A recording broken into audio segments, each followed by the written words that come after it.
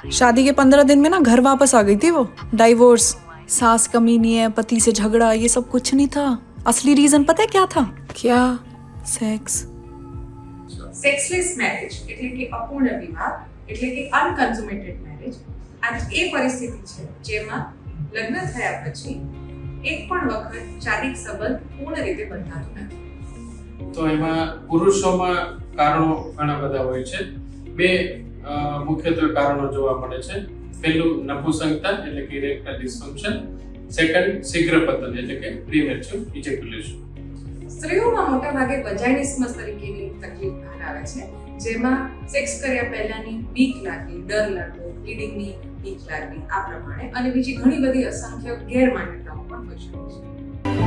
मुझे हम ना एक काम करते हैं, हम सेक्स करेंगे ही नहीं. सेक्स के बिना भी तो लाइफ होती है ना. हम ना अलग अलग चीजें करेंगे, जैसे हम घूमेंगे फिरेंगे, योगा करेंगे. मुझे हम ना से मैं फिर से नेगेटिव हो रही हूँ ना.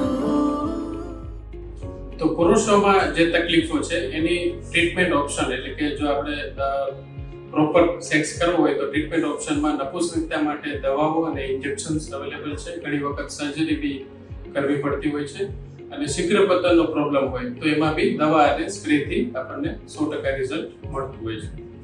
સ્ત્રીઓમાં જે આ બધા પ્રોબ્લેમ્સ છે એના માટે થેરાપી થઈ શકે છે, ડાયલેટર્સ મળી શકે છે, દવાઓ થઈ શકે છે અને કપલ કાઉન્સેલિંગ અને સેક્સ થેરાપી પણ થઈ શકે છે. શું તમને પણ આવી ગેરસમજ છે? તો આ પ્રોબ્લેમને દૂર કરવા માટે અમારો સંપર્ક કરો ઇરોસ હોસ્પિટલ.